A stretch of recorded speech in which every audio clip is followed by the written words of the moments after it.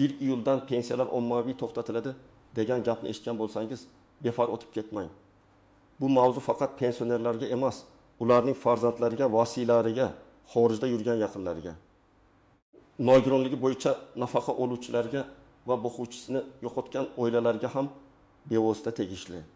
Men bugun sizga vahima tarqatish uchun emas, aynan nimaga e'tibor berish kerakligini, kimning pensiyasi xavf ostida bo'lishi mumkinligini va qanday qilib oldindan muammoni hal qilishni tushuntirib beraman. Videoni hozirroq oxirigacha ko'ring, chunki bitta oddiy xato tufayli odam 1 oy, 2 oy, ba'zan undan ham ko'proq vaqt pensiyasiz qolib ketishi mumkin. Kanalga obuna bo'ling, like bosib qo'ying. Chunki bunday amaliy ma'lumotlar har bir oilaga kerak bo'ladi.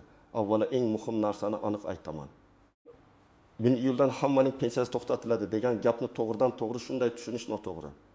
Odatda bunday xabarlar odamlar orasida tez tarqaladi, lekin ichidagi eng muhim tafsilotlar yo'qolib ketadi. Aslida gap pensiyalarni nazorat qilish, to'lovlarni aniqlashtirish, pensionerning tirikligi, yashash joyi, hujjatlari, bank kartasi, ishonchnomasi yoki boshqa ma'lumotlari to'g'riligini tekshirish haqida ketadi. Davlat organlari uchun pensiya faqat pul o'tkazish emas, balki huquqiy jarayon. Kimga, qaysi asosda, qaysi muddatga, qaysi hisob raqamiga va qanday hujjatga tayanib to'lanayotgani doimiy tekshiriladi. Oldin ko'p holatlarda pensioner bir marta hujjat topshirganidan keyin to'lovlar avtomatik davom etaverardi. Mahalla pensiya jamg'armasi, bank, tibbiy mehnat ekspert komissiyasi, fuqarolik holati dalolatnomalari organlari ma'lumotlari har doim ham bir-biri bilan tez almashmasdi. Masalan, odam boshqa tuman ko'chgan bo'lishi mumkin, lekin pensiya eski manzil bo'yicha yuraveradi. Yoki nogironlik muddati tugagan, lekin odam qayta ko'rikdan o'tmagan bo'ladi. Yoki pensioner chet elga ketgan, bank kartasidan esa boshqa odam pul yechib yurgan bo'ladi. Bunday vaziyatlarda tizim ma'lumotlarini qayta tekshirishi tabiiy. Endi esa elektron bazalar, bank ma'lumotlari, shaxsiy identifikatsiya, yashash joyi, o'lim qaydi, nogironlik muddati, ishonchnoma, pasport yoki ID karta ma'lumotlari ko'proq solishtirilmoqda. Shuning uchun 1 iyul sanasi atrofida ommaviy to'xtatish degan ibora chiqsa, men buni shunday tushuntiraman. Kimning hujjatida, bazadagi ma'lumotida yoki huquqiy asosida muammo bo'lsa, o'sha odamning pensiyasi vaqtincha to'xtatilishi mumkin. Demak, xavf hammada bir xil emas. Hujjatlar joyida, ma'lumotlar yangilangan. Pensiya olish huquqi saqlanib turgan odamlar vahima qilmasligi kerak. Lekin ayrim toifalar albatta o'zini tekshirtirib qo'yishi zarur. Birinchi navbatda nogironlik pensiyasi yoki nogironlik nafaqasi olayotganlar e'tiborli bo'lishi kerak. Chunki nogironlik ko'pincha muddatsiz emas, ma'lum muddatga belgilanadi. Masalan, bir kishiga ikkinchi guruh nogironlik 2024 yil o'tib iyungacha berilgan bo'lsa, o 1 iyuldan keyin qayta ko'rikdan o'tmagan bo'lsa, to'lov to'xtashi mumkin.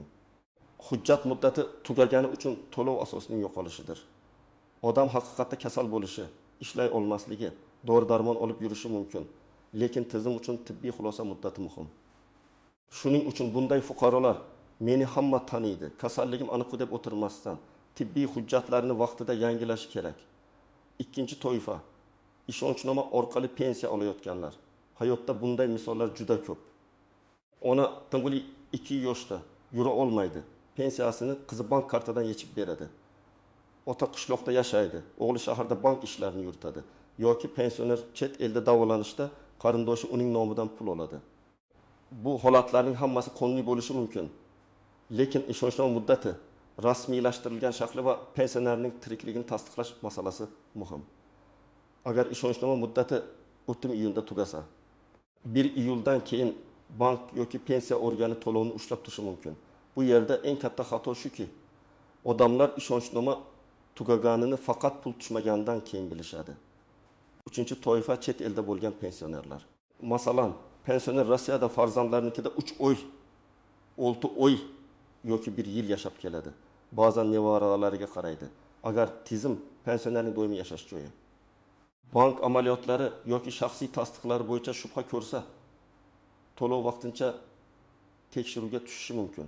Ayniqsa pensionerning o'zi O'zbekistonda emas, lekin kartadan muntazam boshqa odam pul yechayotgan bo'lsa, bu savol tug'dirishi tabiiy. Bunda maqsad odamni qiynash emas, balki pensiya haqiqatan ham egasiga yetib borayotganini tekshirish. To'rtinchi toifa boquvchisini yo'qotganlik bo'yicha pensiya yoki nafaqa oluvchilar. Bu yerda yosh. O'qish holati, nikoh holati, mehnatga layoqat kabi omillar muhim bo'ladi. Masalan, bola 12 yoshga to'lgandan keyin kunduzgi ta'limda o'qiyotgan bo'lsa, ayrim holatlarda to'lov davom etishi mumkin. Lekin o'qish joyidan ma'lumotnoma vaqtida topshirilmasa, tizim asos yo'q deb to'lovni to'xtatishi mumkin.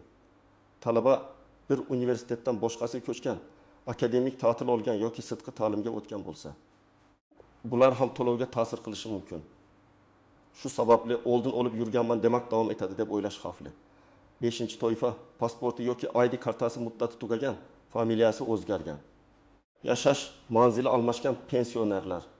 Masalan, ayol kishi turmushga chiqib familiyasini o'zgartirgan, lekin pensiya hujjatlarida eski familiya turibdi. Yoki pensioner bir tumandan ikkinchi tumanga ko'chgan, lekin pensiya bo'limiga xabar bermagan. Yoki ID karta olgan, ammo bankdagi ma'lumotlar eski pasport bo'yicha qolgan. Bunday texnik tafovutlar ham ba'zan to'lovni kechiktiradi. Odam uchun bu mayda narsa bo'lib ko'rinadi. Lekin elektron tizim uchun ism, tug'ilgan sana, JSHR bank hisob raqami va hujjat raqami bir-biriga mos kelishi shart. Keling, men buni aniq misollar bilan tushuntiraman. Birinchi misol.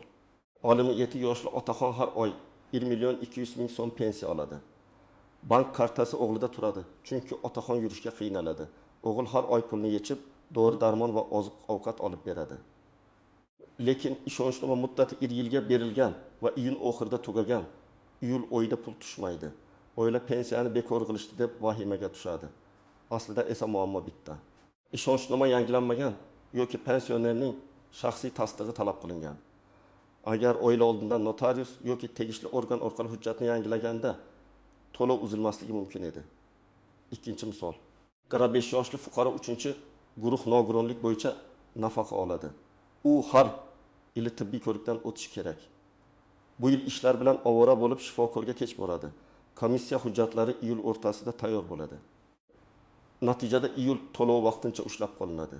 Keyin hujjatlar tasdiqlangach, agar huquq saqlansa, to'lov qayta tiklanishi va ayrim holatlarda o'tgan davr uchun hisob-kitob qilinishi mumkin. Lekin bu orada odam dori olishga pul topolmay qiynaladi. Demak, asosiy saboq muddat tugashini kutmasdan kamida 1 oy oldin harakat qilish kerak. 3-misol, bo'g'uvchisini yo'qotgan 19 yoshli talaba pensiya oladi. U 1-kursni tugatib, yozda boshqa oliygohga o'qishini ko'chirmoqchi bo'ladi. Eski universitetdan chiqdi. Yangi universitetda hujjatlar hali to'liq rasmiylashmadi. Pensiya organi bazada uning kunduzgi talaba ekanini tasdiqlovchi hujjatni ko'rmasa, to'lov to'xtashi mumkin.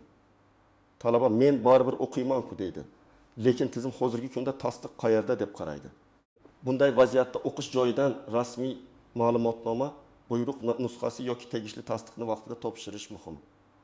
4-misol, pensioner ayol qishloqdan shaharga qizining uyiga ko'chib keladi. Ro'yxatga olish, bank filiali, pensiya bo'limi va mahalla ma'lumotlari har xil joyda qolib ketadi.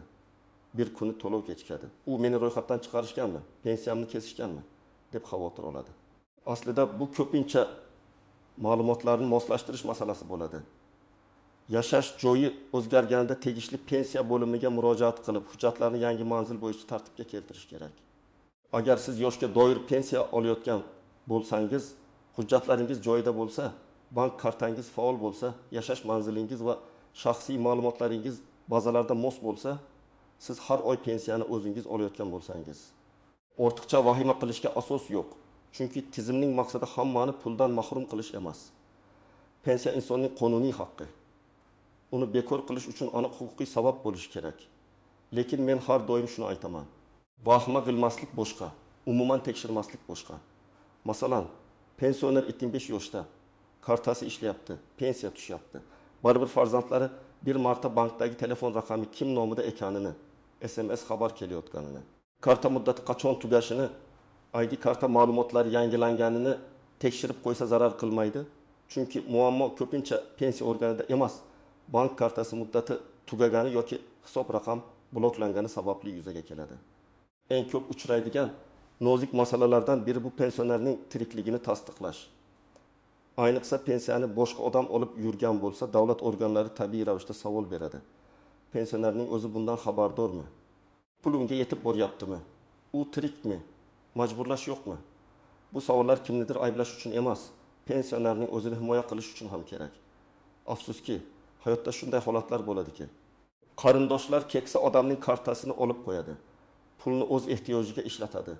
Pensioner esa dori-darmonsiz qoladi.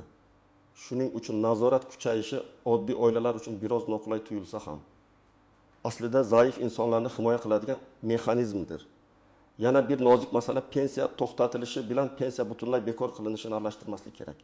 To'xtatish degani ko'pincha vaqtincha ushlab turish. Hujjat aniqlashtirilguncha pul o'tkazmaslik degani. Bekor qilish esa huquq butunlay yo'qolgan holatlarda bo'ladi. Masalan, nogironlik qayta tasdiqlanmasa, boquvchisini yo'qotganlik pensiyasini oluvchi shaxs qonunda belgilangan shartlarga javob bermasa, noto'g'ri ma'lumot bilan to'lov olingani aniqlansa, pensiya bekor qilinishi yoki qayta hisoblanishi mumkin. Lekin hujjat kechikkan, manzil yangilanmagan, karta muammosi bo'lgan holatlarda muammoni hal qilib, to'lovni tiklash imkoni bo'ladi. Yana bir keng tarqalgan xato: odamlar telefon orqali eshitgan gapga ishonib, rasmiy joyga bormaydi. Qo'shnim aytdi, iyuldan hammani to'xtatar ekan. Mahallada shunday deyishdi, internetda ko'rdim degan gap bilan ish bitmaydi. Sizning holatingiz boshqaniki bilan bir xil bo'lmasligi mumkin. Bir odamning pensiyasi nogironlik muddati tugagani uchun to'xtagan bo'lsa, bu yoshga doir pensiya olayotgan ikkinchi odamga tegishli emas. Bir talabaning to'lovi o'qish ma'lumotnomasi yo'qligi uchun ushlangan bo'lsa, bu barcha talabalarga bir xil qoida qo'llandi degani emas. Endi eng muhim qismga o'tamiz. Nima qilish kerak? Men sizga tartib bilan aytaman. Birinchi qadam, o'zingizning pensiya turini aniqlang. Siz yoshga doir pensiya olyapsizmi? Nogironlik bo'yicha boquvchisini yo'qotganlik bo'yicha yoki ijtimoiy nafaqami? Chunki har birining sharti boshqa. Pensionerning farzandlari ham buni bilish kerak. Onam pensiya oladi deyish yetarli emas. Qaysi turdagi to'lov, qaysi asosda, qaysi sanadan beri, qaysi bank orqali olinayotganini bilish kerak. Ikkinchi qadam, hujjat muddatlarini tekshiring. ID karta yoki pasport muddati, nogironlik ma'lumotnomasi muddati, ishonchnoma muddati, bank kartasi muddati, o'qish joyidan berilgan ma'lumotnoma sanasi. Vasiylik yoki homiylik hujjatlari kuchda ekanini ko'rib chiqing. Agar biror hujjat iyun oxiri yoki iyul boshida tugayotgan bo'lsa, bugunoq harakat qiling. Hujjatni yangilash uchun oxirgi kunga qoldirmang, chunki navbat tizimdagi kechikish, bayram kunlari yoki tibbiy komissiya jadvali sababli vaqt cho'zilib ketishi mumkin. Uchinchi qadam, pensiya bo'limiga yoki tegishli ijtimoiy himoya organiga murojaat qiling.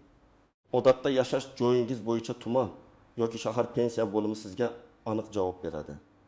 U yerga borganda shaxsni tasdiqlovchi hujjat, pensiya daftarchasi yoki pensiya to'loviga oid ma'lumotlar, bank karta ma'lumotlari, kerak bo'lsa ishonchnoma, tibbiy hujjatlar, o'qish joyidan ma'lumotnoma, vasiylik hujjatlarini olib boring. Agar pensionerning o'zi bora olmasa, qonuniy vakil yoki ishonchli shaxs orqali murojaat qilish tartibini oldindan aniqlang. 4-qadam, yozma ariza qoldirishni unutmang. Og'zaki so'rash yaxshi, lekin ba'zan yetarli emas. Agar pensiya tushmagan bo'lsa, mening pensiya to'lovim nima sababdan to'xtatilganini yoki kechikayotganini yozma ravishda tushuntirib berishingizni so'rayman. Mazmunda ariza yozing. Arizada F tug'ilgan sana, JSH IR, manzil, telefon raqam, pensiya turi. Oxirgi marta qachon to'lov olganingizni ko'rsating. Ariza nusxasiga qabul qilingan sana va raqam qo'ydirib oling. Bu keyinchalik masalani tezroq hal qilishga yordam beradi. 5-qadam, bankni ham tekshiring. Ba'zan odam pensiya organiga yuguradi, lekin muammo bank kartasida bo'ladi. Karta muddati tugagan bo'lishi, karta bloklangan bo'lishi, PIN kod noto'g'ri kiritilgani uchun cheklov qo'yilgan bo'lishi, hisob raqam o'zgargan bo'lishi yoki SMS xabar boshqa telefonga ketayotgan bo'lishi mumkin. Bankka borib, karta faolmi, hisob raqamga pul kelganmi, karta egasi ma'lumotlari yangilanganmi, ishonchnoma asosida amaliyot qilish mumkinmi? Shularni aniqlang. Agar pul hisobga tushgan, yechilmayotgan bo'lsa, bu pensiya to'xtadi degani emas. 6-qadam, yaqinlaringizning huquqini himoya qiling. Keksa ota-onangiz yoki nogiron qarindoshingiz hujjat ishlarini tushunmasligi mumkin. Ularni ayblamang, nega vaqtida aytmadingiz deb qo'ymang. Aksincha, yon daftar ochib, barcha muhim sanalarni yozing. Karta tugash sanasi, ishonchnoma sanasi, tibbiy ko'rik sanasi, pensiya tushadigan kun, mas'ul tashkilot telefon raqami. Farzandlar navbat bilan buni nazorat qilsa, pensionerning to'lovi uzilmaydi va oilada ortiqcha asabiylik bo'lmaydi. Agar siz iyul oyida pensiya tushmaganini ko'rsangiz, birinchi kuni vahima qilmang, lekin kutib ham o'tirmang. Avval bankdan hisob raqamga pul kelmaganini aniqlang. Keyin pensiya bo'limiga murojaat qiling. Nega bermayapsizlar deb janjal qilishdan ko'ra, qaysi hujjat yetishmayapti, qaysi ma'lumot mos kelmayapti, qanday ariza yozishim kerak deb aniq savol bering. Chunki amaliyotda muammoni tez hal qiladigan odam aynan hujjatni to'g'ri so'raydigan odam bo'ladi. Agar sizdan qo'shimcha hujjat so'rashsa, albatta nusxa olib boring, aslini ham ko'rsating. Tibbiy xulosa bo'lsa, komissiya qarori. Kasallik tarixi, shifokor yo'llanmasi kerak bo'lishi mumkin. Talaba bo'lsa, kunduzgi ta'limda o'qiyotgani haqida ma'lumotnoma kerak bo'ladi. Ishonchnoma bo'lsa, notarial tasdiqlangan shakli va muddati aniq bo'lishi kerak. Manzil o'zgargan bo'lsa, ro'yxatdan o'tganlik ma'lumoti kerak bo'lishi mumkin. Agar siz to'lov noto'g'ri to'xtatilgan deb hisoblasangiz, yuqori turuvchi organga murojaat qilish huquqingiz bor. Lekin murojaatni hissiyot bilan emas, hujjat bilan qiling. Arizaga barcha nusxalarni ilova qiling. Qachon murojaat qilganingizni, kim nima javob berganini yozib boring. Har bir gapni dalil bilan mustahkamlasangiz, masala ancha tez yuradi.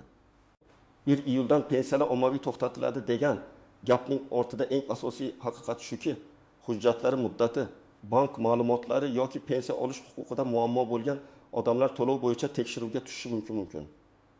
Hammaning pensiyasi avtomatik bekor bo'ladi deb qo'rqish kerak emas. Lekin menga tegmaydi deb beparvo bo'lish ham to'g'ri emas. Bugun hujjatlaringizni, yaqinlaringizning kartasini, ishonchnomasini, nogironlik muddati va o'qish ma'lumotnomasini tekshiring. Men ekspert sifatida sizga eng oddiy, lekin eng muhim maslahatni beraman. Pensiya masalasida har bir hujjatning muddati va har bir ma'lumotning mosligi pulning vaqtida tushishiga bevosita ta'sir qiladi. Agar bu video sizga foydali bo'lgan bo'lsa, izohlarda yozing. Sizning hududingizda pensiya to'lovlari bo'yicha qanday muammolar uchrayapti? Like bosib qo'ying, kanalga obuna bo'ling va videoni ota-onangiz, qarindoshlaringiz, qo'shnilaringizga yuboring. Chunki bitta ogohlantirish bir oilani bir oy pensiyasiz qolishdan saqlab qolishi mumkin.